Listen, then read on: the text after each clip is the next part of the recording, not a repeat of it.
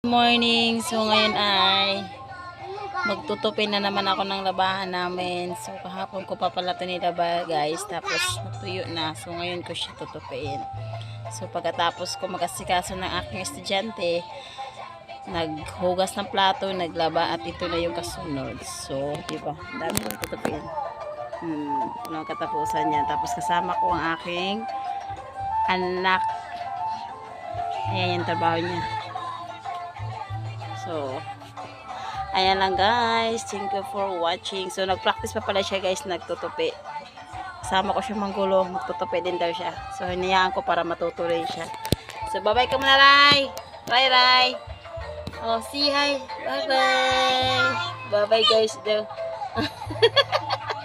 Naging vlogger na din to. So, ayan lang guys. Thank you for watching. Guys.